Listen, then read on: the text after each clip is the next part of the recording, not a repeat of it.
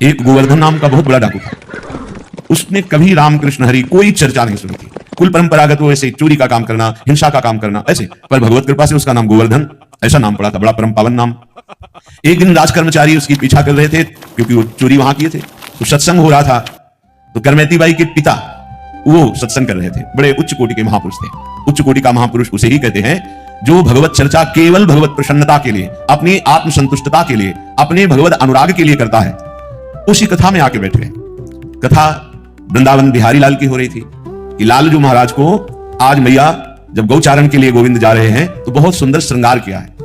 आज मोर मुकुट स्वर्ण के मुकुट के ऊपर विराजमान किया। मोर का पंख स्वर्णिम मुकुट है। अब वो चोर था, स्वर्ण की बात सुनते ही उसके एकदम सावधान हो गए कान।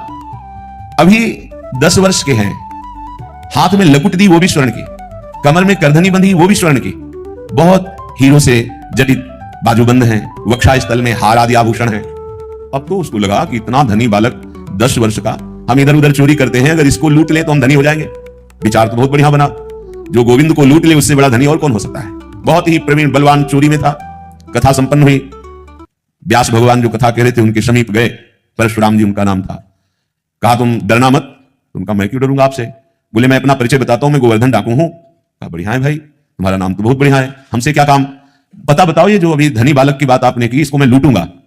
बड़े प्यार से देखा उनका, हो भगवान की कृपा हो गई, इस जीव पर भगवान की कृपा। बोले भाई तुम्हारी क्या ताकत है, बड़े से बड़ा कोई डाकू उनको नहीं लूट सकता। तो उन्होंने कहा तुम हमें जानते नहीं, एक बार अगर हम ठान ले तो निश्चित हम उसे लूट लेते हैं। तो उनका ऐसा कोई बलवान ही नहीं हुआ कि हम जिनकी बात कर रहे हैं उनको लूट ले।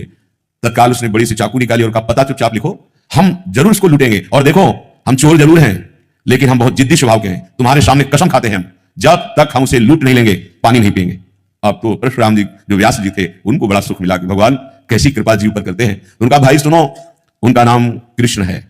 वो वृंदावन में गौएं चराते हैं, पर वो देखने को तो 10 वर्ष के हैं, पर प्रवीणता उनकी बहुत बड़ी है। वो जल्दी किसी के फुसलाने में फुसलने वाले नहीं और धमकाने में डरने वाले नहीं। तुमने ठान लिया इसलिए मुझे लगता है तुम लूट सकते हो, क्योंकि जो ठान ले, निश्चय कर ले तो ये दुर्लभ नहीं है, फिर ये मिल सकते हैं। उसने कहा पक्का, पर मुझे नाम पता नहीं याद रहे कि ना रहे, नाम बताओ। तो उनका सहज सरल नाम उनका श्याम सुंदर है। श्याम सुंदर, श्याम सुंदर, वृंदावन में श्याम सुंदर, वृंदावन में श्याम सुंदर। ए भजन बनने लगा। देखो सत्संग का प्रभाव देखो। भगवत मिलने के लिए कमर कस ली, भगवान का साक्षात्कार करने के लिए अनजाने में शपथ खा ली, जब तक देखूंगा नहीं पानी नहीं पीऊंगा। जब चलने लगे तो परशुराम जी ने कहा भाई आखिरी उपाय मैं बता देता हूं, जब तुम्हारा बल ना चले तो देखो अभी हम लाते हैं हमारे घर में ठाकुर को भोग लगाने के लिए माखन मिश्री है, और उसको ये बहुत प्यारा है माखन मिश्री। जब वो तुम्हारी घुड़की से, तुम्हारी चतुरता से ना लूटे तो फिर प्यार से तुम उसे लूट सकते हो। ये माखन मिश्री खवाना और लूट लेना। हाँ ये बात तो ठीक है, माखन मिश्री भी रख ली। पैदल वहां से चला वृंदावन के लिए। वृंदावन श्याम सुंदर, वृंदावन श्याम सुंदर। कैसी भगवान की कृपा होती है। नाम जब शुरू, नामी के धाम का स्मरण, और वही भावना करता जा रहा है। ऐसा मुकुट पहने थे, ऐसा हार पहने थे, ऐसी बाजूबंद थी, ऐसी करधनी, ऐसी, ये सब हमको लूटना है। बड़ा प्रसन्न, पानी भी नहीं पिया। अब जब वृंदावन में आया, अब वो पूछता है कि श्याम सुंदर यहाँ गौएं कहां चलाते हैं। लोगों ने समझा बावरा है, पागल हो गया है, क्योंकि वो तो द्वापर में भगवान प्रकट हुए थे, वो लीला की थी गौएं चराने की। अब इस कलयुग में कहा ऐसा। तो किसी ने ना तो परिचय बताया, उसको लगा गौएं तो कहीं जंगल में चराते होंगे। तो ब्रजमंडल में जहां जहां लता पता वृक्षों के समुदाय, वहां देखता तो गौएं दिखाई देती, पर वहां कहीं जैसा परिचय बताया था वैसा गोप चरवाहा नहीं दिखाई देता। प्यास से व्याकुल, भूख से व्याकुल, लूटने का दृढ़ संकल्प, पुकारा श्याम सुंदर, श्याम सुंदर। कोई आर्त भाव से भगवान को पुकारे तो भगवान एक ही नाम में प्रकाशित हो जाते हैं। हार गया ढूंढते ढूंढते, लूटने की कसम खाई है, अगर नहीं मिले तो पानी भी नहीं पीऊंगा, प्राण भले त्याग दूं। जहां ऐसा समर्पण, और जो हार गया तो उसके हृदय में आर्त भाव आ जाता है। श्याम सुंदर, दृश्य बदल गया। जब आंख खोली तो देखा बहुत ही दिव्य, सब नवीन गौएं, ऐसी गौएं जिनके देखने मात्र से उसके हृदय की प्यास, भूख की जलन शांत हो गई, क्योंकि सब श्रुति स्वरूपा, भगवत स्वरूपा है। और उनके मध्य में जैसा कथा में सुना था वैसा ही प्रभु को देखा। सोचा ये तो बालक है, सखा लोग, ये हमारा क्या कर लेंगे।